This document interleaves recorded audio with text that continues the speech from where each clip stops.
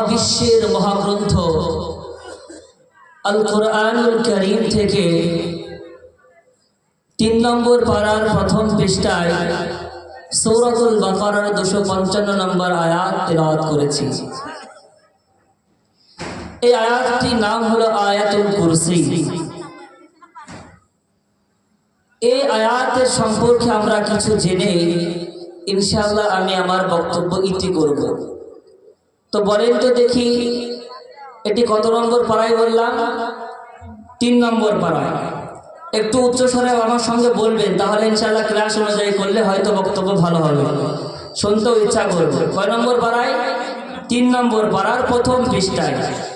সূরার নাম হলো সূরাতুল বাকারা, আয়াত নম্বর 255। কত বলেন জোরে? 255। এই আয়াতটি এত গুরুত্বপূর্ণ আয়াত, আয়াতুল কুরসি। আল্লাহ রাসূল সাল্লাল্লাহু আলাইহি ওয়াসাল্লাম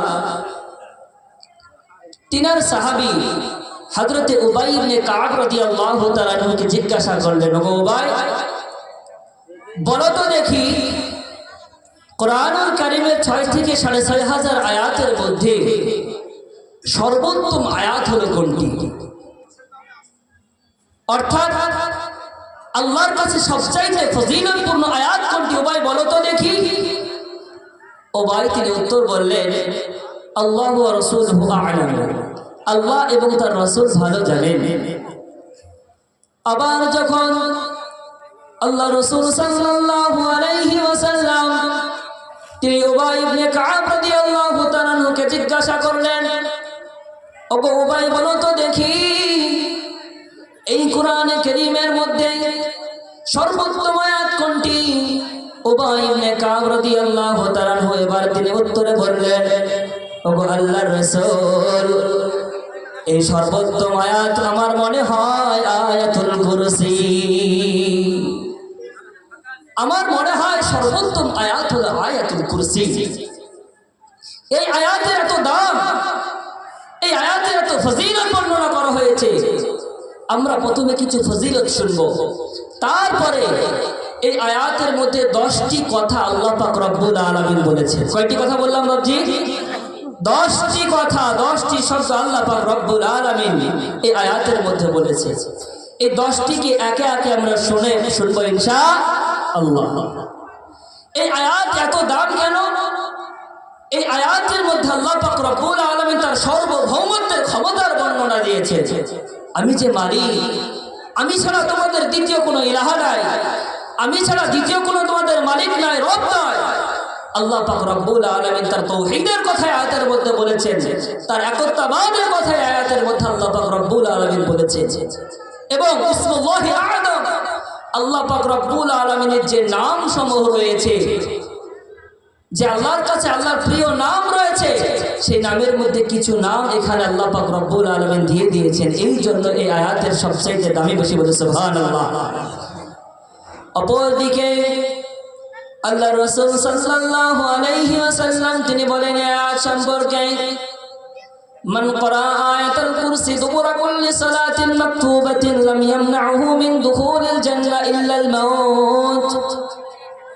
আল্লাহ রাসূল সাল্লাল্লাহু আলাইহি ওয়াসাল্লাম তিনি বলেন, কোন মুমিন বান্দা মুসলমান যখন 5 ওয়াক্ত নামাজ আদায় করবে, 5 ওয়াক্ত নামাজ পড়ার পরে পরে যখন সালাম ফিরানোর পরে যদি কোনো মুমিন বান্দা এই আয়াতুল কুরসি তেলাওয়াত করে, এই আয়াতুল কুরসি তেলাওয়াতের বদৌলতে আল্লাহ পাক রব্বুল আলামিন তার জন্য জান্নাতের ব্যবস্থা করে দিয়েছে। বলি সুবহানাল্লাহ। লোকটা মরে না তাই জান্নাত যায় না, লোকটা যখনই মৃত্যুবরণ করবে আল্লাহ পাক রব্বুল আলামিন তার জন্য জান্নাত রেখেছে। বলি সুবহানাল্লাহ।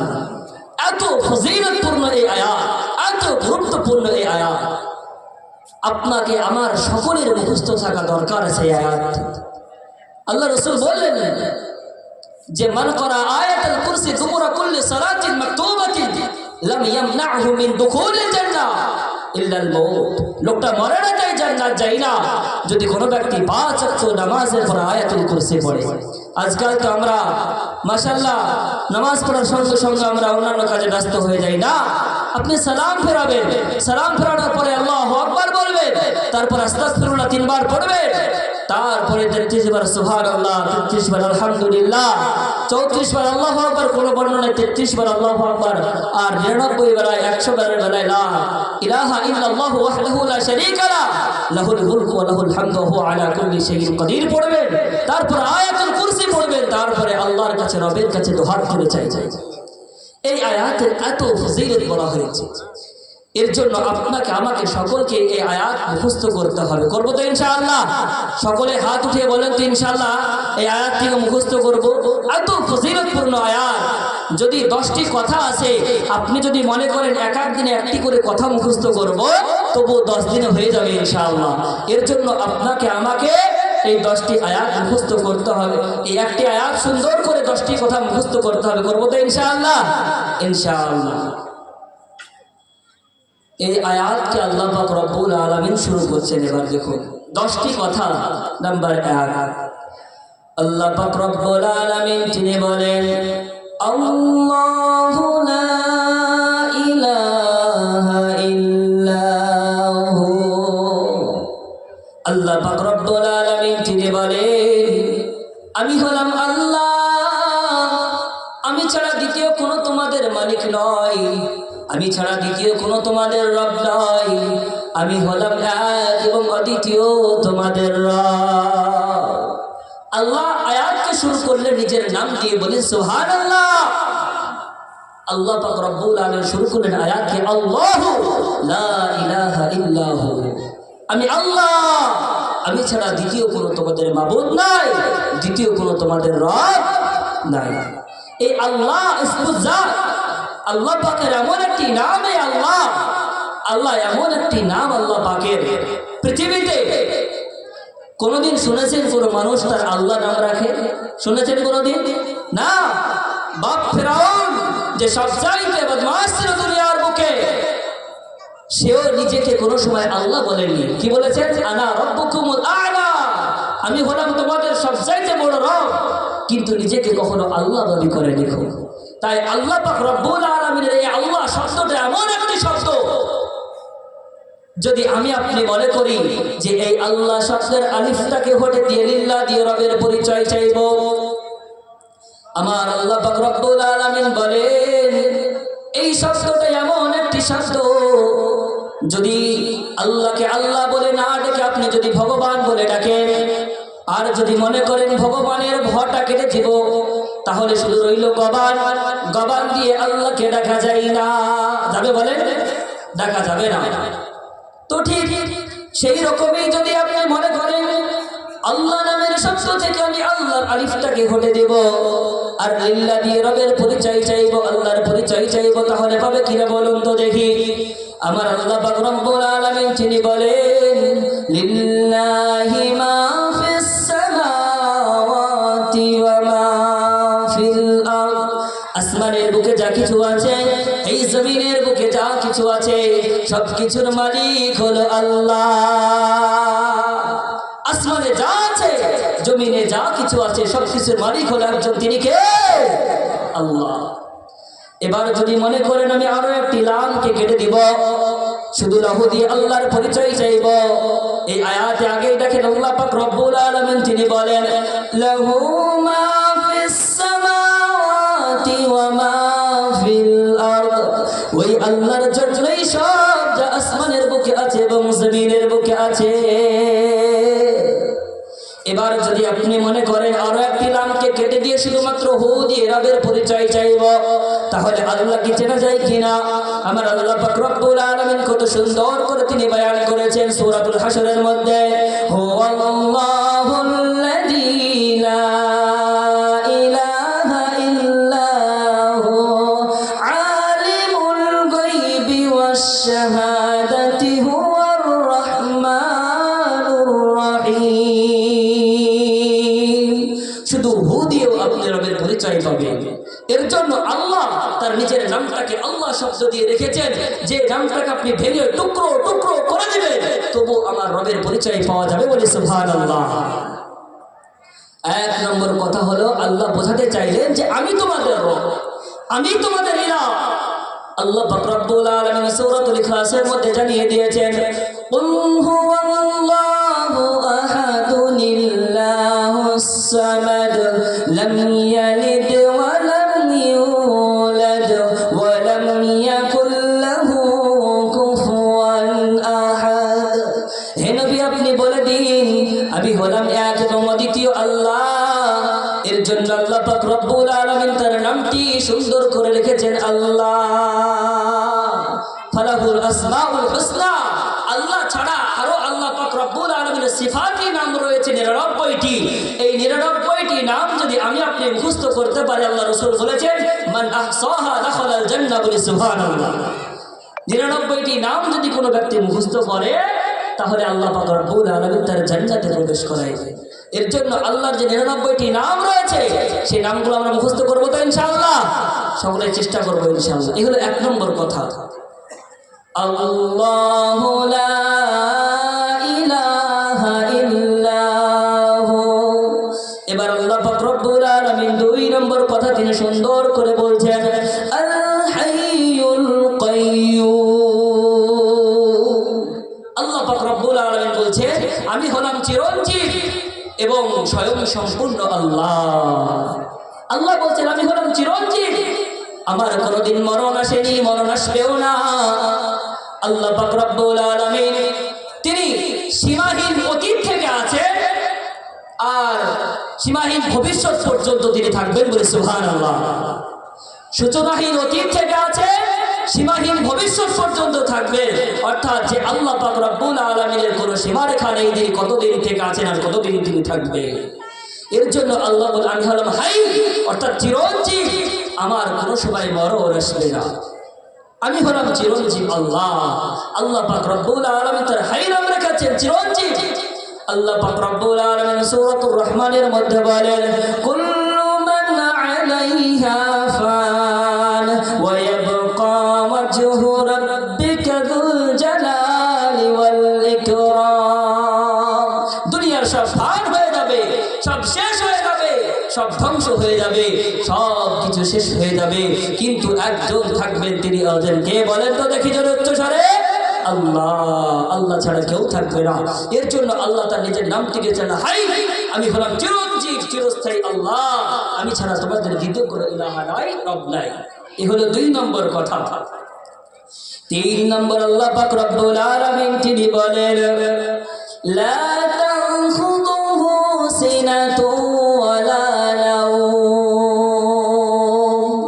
আমার আল্লাহ পাক রব্বুল আলামিন যখন বললেন আমি চিরঞ্জীব এবং চিরস্থায়ী, এবার আপনার আমার মনে প্রশ্ন আসতে পারে যে আল্লাহ পাক রব্বুল আলামিন নিজেকে চিরঞ্জীব বললেন, তাহলে সেই আল্লাহর কি কখনো ঘুম আসে না? প্রশ্ন হতে পারে কি পারে না?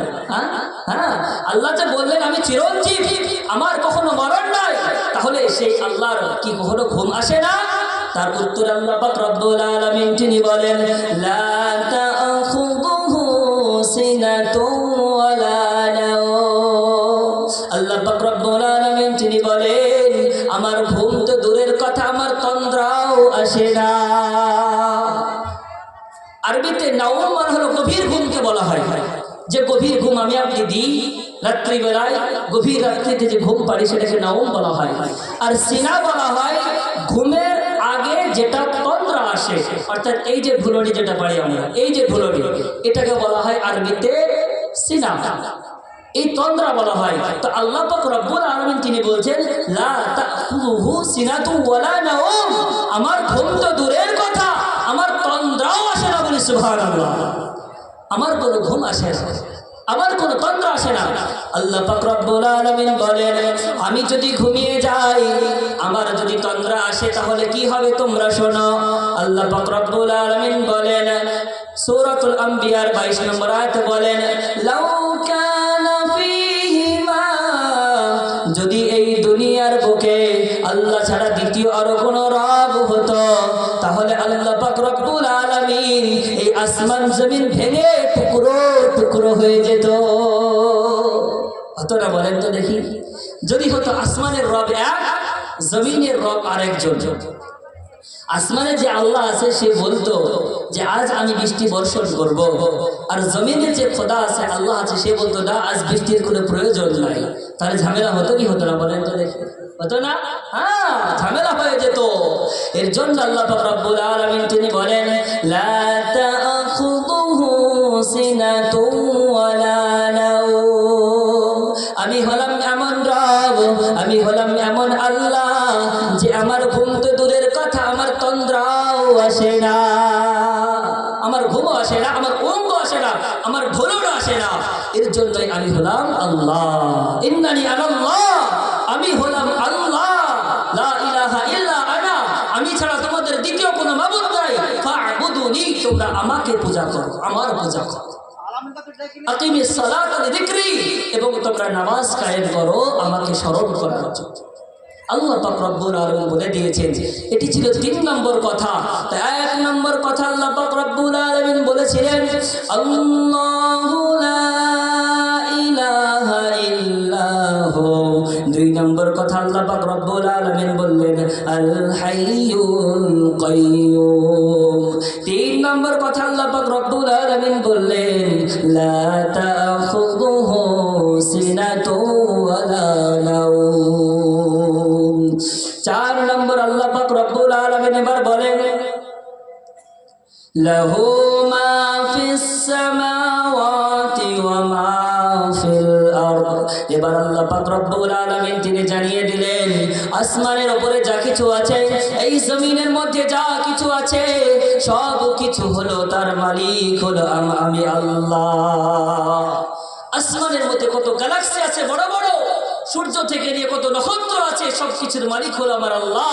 তো ঠিক জমিনের মধ্যে যত যা কিছু আছে, ছোট্ট একটি পিপীলিকা থেকে নিয়ে বড় হাতি পর্যন্ত, পাহাড় থেকে নিয়ে সমুদ্র থেকে নিয়ে যা কিছু আছে, সব কিছুর মালিক কে বলেন তো?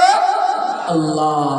এর জন্যই আল্লাহ পাক রব্বুল আলামিন 4 নম্বরে বললেন লাহু মা ফিস সামাওয়াতি ওয়া মা ফিল আরদ। আকাশের বুকে যা কিছু আছে এবং এই জমিনের মধ্যে যা কিছু আছে, সব কিছুর মালিক হলাম আমি আল্লাহ। অপর জায়গায় আল্লাহ পাক রব্বুল আলামিন তিনি বলেন ইউসাব্বিহু লিল্লাহি মা ফিস সামাওয়াতি ওয়া মা ফিল আরদ। এই যে আমি আপনি ভোরের বেলায় যখন নামাজ পড়তে উঠেন, দেখবেন যে পাখিদের কিচিরমিচির ডাক আপনার কানে আসে। আপনার কানে যদি পাখিদের কিচিরমিচির ডাক মনে হয়, আসলে পাখিরা কিচিরমিচির করে না, তারা আল্লাহর জিকির করে, আল্লাহ আল্লাহ করে না? হ্যাঁ, ভোরের বেলায় দেখবেন পাখিরা কিচিরমিচির ডাকে, আসলে ওগুলো কিচিরমিচির নয়, তারা তাদের রবের তাসবিহ বয়ান করে, রবকে ডাকে তারা। আজ আপনি আমি মুসলমান কোন জায়গায় আছে একবার চিন্তা করেন তো। আল্লাহ পাক রব্বুল আলামিন তিনি বলেন দুনিয়াতে যা কিছু আছে, একটি পিপীলিকা যদি কালো পাহাড়ের উপরে একটি ছোট পিপীলিকা যদি চলে, আমি আল্লাহ পাক রব্বুল আলামিন তোমাদের সেটারও খবর আমি আল্লাহ রাখি। দুনিয়ায় যা কিছু আছে সব কিছু জানেন তিনি কে? আল্লাহ। এই হলো 4 নম্বর কথা। 5 নম্বর কথা আল্লাহ পাক রব্বুল আলামিন তিনি বলেন মান যাল্লাযী ইয়াশফাউ ইনদাহু ইল্লা বিইযনিহি। আল্লাহ পাক রব্বুল আলামিন তিনি বলেন তোমাদের মধ্যে কে এমন আছে বলো যে আল্লাহর কাছে কাল কিয়ামতের ময়দানে সুপারিশ করবে, কিন্তু আল্লাহ যাকে সুপারিশ করার ক্ষমতা দেবেন সেই একমাত্র সুপারিশ করতে পারবে। আল্লাহ পাক রব্বুল আলামিন বললেন মান যাল্লাযী ইয়াশফাউ ইনদাহু ইল্লা বিইযনিহি। কিয়ামতের ময়দানটা এত ভয়ঙ্কর হবে, কিয়ামতের ময়দানটা এত কঠিন হবে, সেই দিন কেউ সুপারিশ করতে পারবে ভাবছি না, কিন্তু আল্লাহ যাকে দেবে হুকুম সে করতে পারবে। আল্লাহ রাসূল সাল্লাল্লাহু আলাইহি ওয়াসাল্লাম তিনি বলেন আনা সাইয়্যিদুন নাস ইয়াউমাল কিয়ামা। কিয়ামতের ময়দানে সমস্ত মানুষদের সর্দার হব আমি, এবং সর্বপ্রথম আল্লাহর কাছে সুপারিশ করার ক্ষমতা আমার হবে। কিয়ামতের ময়দানটা এত কঠিন হবে। আপনি আমি যখন দৌড়াদৌড়ি করতে লাগব, তখন আমরা হযরত আদম আলাইহিস সালামের কাছে যাব। হযরত আদম আলাইহিস সালামকে গিয়ে বলবো ইশফা' লানা ইলা রাব্বিক। ওগো আমাদের আদি পিতা আদম, আপনি আমাদের জন্য রবের কাছে একটু সুপারিশের ব্যবস্থা করে দিন। হযরতে আদম আলাইহিস সালাম সেই দিন বলবে, আমি তোমাদের জন্য সুপারিশ করতে পারবো না। এইরকম করে তিনি তখন বলে দেবে, ইযহাবু ইলা গায়রি, ইযহাবু ইলা নূহ, তোমরা অন্যের কাছে চলে যাও, যাও নূহ আলাইহিস সালামের কাছে যাও, সে হয়তো তোমাদের জন্য সুপারিশ করে দেবে। কানা মিকদারুহু 50,000 সানা, কোরআন বলে সেই দিনটা তো 50,000 বছরের সমান মনে হবে। এত কঠিন দিন, এত কঠিন দিনে মানুষ ছোটাছুটি করবে, তাদের নিচের ঘামে কেউ হাঁটু পর্যন্ত, কেউ পা পর্যন্ত, কেউ গলা পর্যন্ত হাবুডুবু খেলবে। এত ভয়ঙ্কর কঠিন দিন আপনার আমার সামনে আসতে পারছি। এর জন্য আপনাকে আমাকে সেই দিনকে সামনে রেখে ভয় রেখে দুনিয়ায় চলতে হবে। দুনিয়ায় কত বেঈমান, কত আল্লাহ পাক রব্বুল আলামিনের নাফরমান বান্দা দুনিয়ায় চলে, তাদের একটু আফসোস হয় না যে আল্লাহ আমাকে কেন পাঠিয়েছে দুনিয়াতে? সে আল্লাহ একদিন আপনার আমার হিসাব নেওয়ার জন্য তৈরি হয়ে আছে। আপনাকে আমাকে প্রস্তুতি নিতে হবে সেই দিনটার জন্য। এর জন্য আপনাকে আমাকে প্রস্তুতি নিতে হবে সেই দিনটার জন্য। আল্লাহ পাক রব্বুল আলামিন যখন বিচার শুরু করবে না, আদম আলাইহিস সালাম যখন বলবেন সুপারিশ করতে পারবো না, তোমরা নূহ নবীর কাছে যাও। নূহ নবী বলবে সুপারিশ করতে পারবো না। ইযহাবু ইলা গায়রি, ইযহাবু ইলা ইব্রাহিম, তোমরা পয়গম্বর ইব্রাহিমের কাছে চলে যাও, সে হয়তো তোমাদের জন্য সুপারিশ করে দিবে। হযরত ইব্রাহিম নবী বলবে সেই দিন আমিও তোমাদের জন্য সুপারিশ করতে পারবো না। এইরকম করে যেতে যেতে সর্বশেষ যখন হযরত ঈসা আলাইহিস সালামের কাছে যাবে, সেও বলবে আমি তোমাদের জন্য সুপারিশ করতে পারবো না।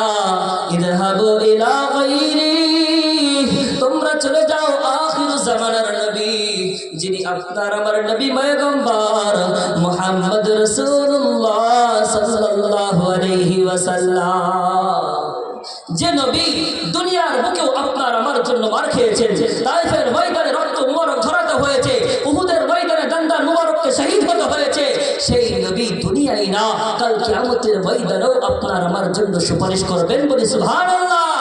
এর জন্যই আল্লাহ পাক রব্বুল আলামিন এই আয়াতুল কুরসির মধ্যে 5 নম্বর কথা জানালেন, মাদাল্লাযী ইয়াশফাউ ইনদাহু ইল্লা বিইযনি, কেমন আছে বলো আমার কাছে সুপারিশ করবে? সেই দিন আল্লাহ যারে হুকুম দেবেন সেই একমাত্র সুপারিশ করতে পারবে। সেই দিন আপনার আমার নবী হযরত মুহাম্মদ রাসূলুল্লাহ সাল্লাল্লাহু আলাইহি ওয়াসাল্লাম ছাড়া আর কেউ সুপারিশ করতে পারবে না।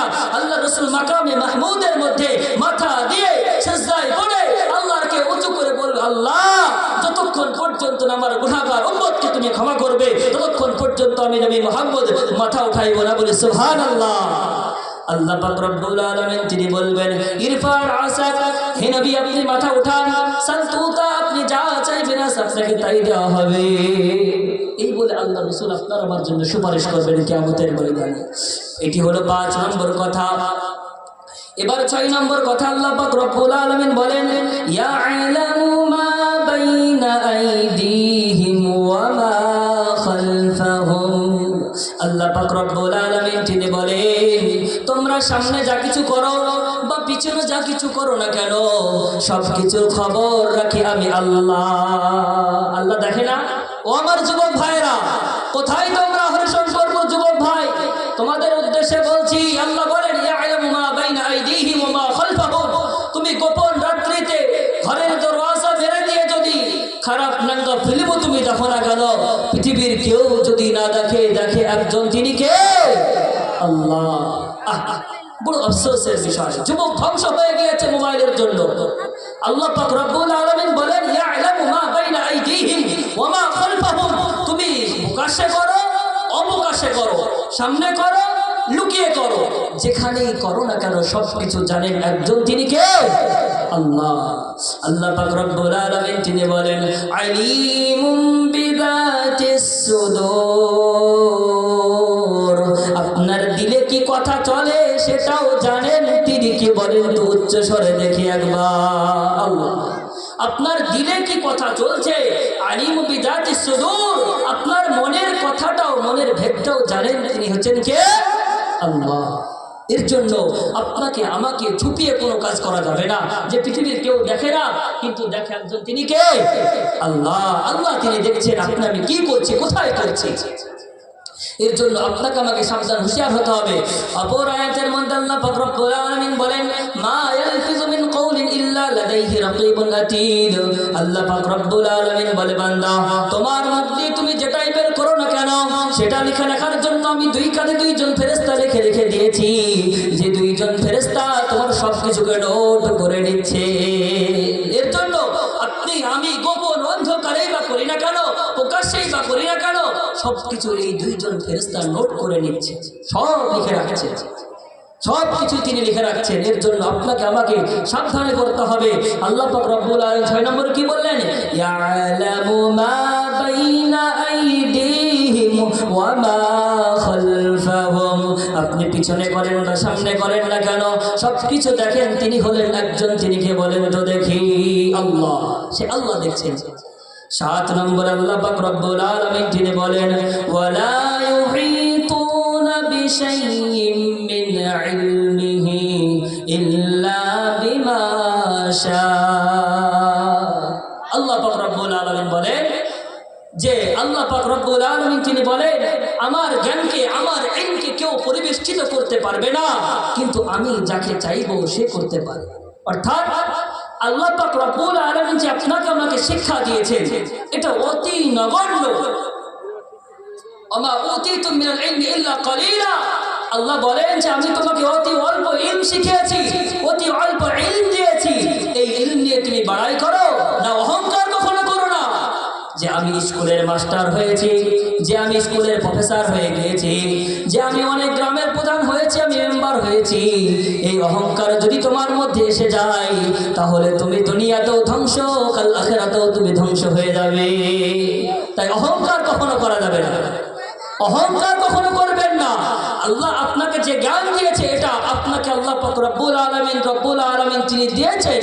এই জ্ঞান যেটা দিয়েছেন এটাকে নিয়ে আল্লাহ আপনার কাছে শুকরিয়া আদায় করতে হবে, রবের কাছে শুকরিয়া জানাতে হবে। আল্লাহ তুমি আমাকে মাস্টার বানিয়েছো, তুমি আমাকে প্রধান বানিয়েছো, তুমি আমাকে মেম্বার বানিয়েছো, এই বলে রবের কাছে শুকরিয়া আদায় করতে হবে। এর জন্য আল্লাহ পাক রব্বুল আলামিন বলেন যে আমার জ্ঞান কেউ পরিবেষ্টিত করতে পারবে না। আমার কত জ্ঞান, কেমন উদাহরণস্বরূপ বলতে পারি, সমুদ্র আছে, সমুদ্রের পানিতে যদি একটা পাখি চোঁচ মারে তো একটি পাখির ঠোঁটের আঘাতে কতটা পানি আসবে বলেন তো, সামান্যতম। তো সমুদ্রের তুলনায় পাখির ঠোঁটে যেমন একটি সামান্যতম পানি আসবে, তো এইরকম আল্লাহ রব্বুল আলামিনের জ্ঞান থেকে দুনিয়ার বুকে এতটুকু জ্ঞান শুধুমাত্র দেওয়া হয়েছে। তাই আপনার আবার অহংকার কখনো আসতে পারে না।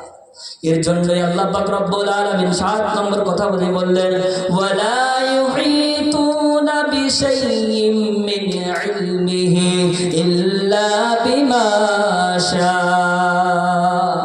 8 নম্বর আল্লাহ পাক রব্বুল আলামিন তিনি বলেন, ওয়াসিআ কুরসিয়্যুহুস সামাওয়াতি ওয়াল আরদ।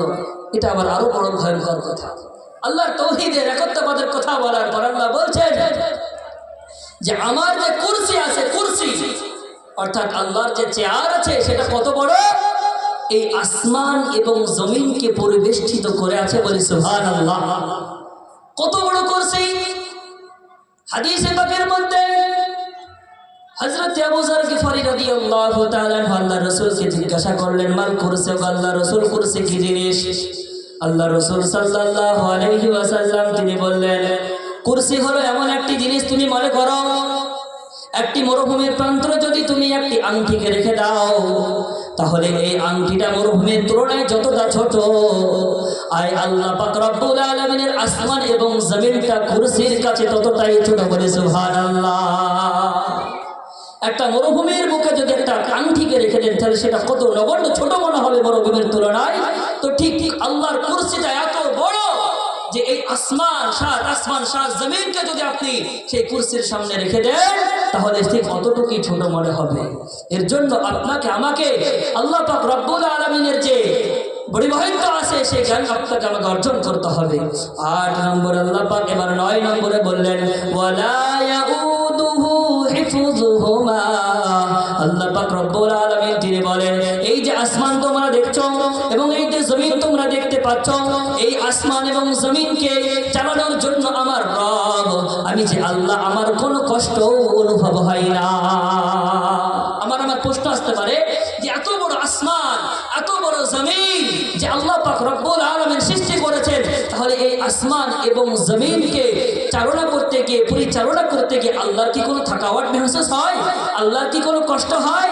আল্লাহ তার উত্তরে বলে দিলেন, ওয়ালা ইয়াউদুহু হিফযুহুমা, এই আসমানকে এবং জমিনকে চালানোর জন্য আমার কোনো কষ্ট হয় না। এই আসমানকে জমিনকে চালানোর জন্য আমি আল্লাহ, আমার কোনো কষ্ট হয় না। এই যে দুনিয়ার বুকে আপনি আমি এই স্থলভাগে যত জিনিস দেখতে পাই, যে পিঁপড়ে থেকে নিয়ে হাতি পর্যন্ত কত জন্তু জানোয়ার রয়েছে, এর চাইতো কত গুণ বড় বড় জানোয়ার যে সমুদ্রের বুকে আছে, আপনি কল্পনাও আনতে পারবেন না। সব কিছুকে খাওয়ান কে? আল্লাহ। সকালবেলায় পাখিরা ঘুম থেকে ওঠার পরে খালি পেট নিয়ে বেরিয়ে যায়, আবার সন্ধ্যাবেলায় তারা ভরা পেটে যখন নিজের বাসায় ফেরে, এত সুন্দর করে তাদের কোনো রোজের কোনো জানা ছিল না, সে কোথায় কি খাবে, কিন্তু সব কিছুর খাবারের ব্যবস্থা করে দিয়েছেন আমার আল্লাহ। সব কিছুর ব্যবস্থা করে দিয়েছেন আল্লাহ। এর জন্য আল্লাহ পাক রব্বুল আলামিন বলছেন, ওয়ালা ইয়াউদুহু হিফযুহুমা, এই আসমানকে এবং এই জমিনকে পরিচালনা করার জন্য আমি আল্লাহ, আমার কোনো কষ্ট অনুভব হয় না। এটি হলেন 9 নম্বর কথা। এবার 10 নম্বর কথা আল্লাহ পাক রব্বুল আলামিন তিনি বলে দিয়ে শেষ করলেন আয়াতকে, ওয়া হুয়াল আলিয়্যুল আযীম। আল্লাহ বলেন, আমি হলাম সর্বোচ্চ সুমহান রব। প্রথমেও তিনি বলেছেন, আল্লাহু লা ইলাহা ইল্লাহু, আমি হলাম আল্লাহ, আমি ছাড়া যদিও কোনো তোমাদের রব নাই। আবার শেষেও আল্লাহ পাক রব্বুল আলামিন জানিয়ে দিলেন, ওয়া হুয়াল আলিয়্যুল আযীম, আমি হলাম সর্বোচ্চ সুমহান রব, আমি ছাড়া দ্বিতীয় তোমাদের আর কোনো রব নাই। এর জন্য ভাবছি, আপনার আমার যখন কোনো বাচ্চা হয় না, তখন আমরা পীরের দরবারে যাই, বিশেষ দামের বলি, বাবা আমাকে বাচ্চা দিও না। না, বাচ্চা দেওয়ার মালিক তো একজন, তিনি কে? আল্লাহ। সে আল্লাহ ছাড়া কেউ বাচ্চা দিতে পারে না। এর জন্য আল্লাহ পাক রব্বুল আলামিন এই আয়াতের মধ্যে 10টি কথা আপনাকে আমাকে জানিয়ে দিয়েছেন। এই আয়াতের এই 10টি কথাকে আপনাকে আমাকে মেনে চলতে হবে এবং 5 ওয়াক্ত নামাজের পরে আপনাকে আমাকে তেলাওয়াত করতে হবে, পড়তে হবে। তাহলে আল্লাহ পাক রব্বুল আলামিন আপনার আমার জন্য জান্নাত নির্ধারিত করেছেন বলে সুবহানাল্লাহ।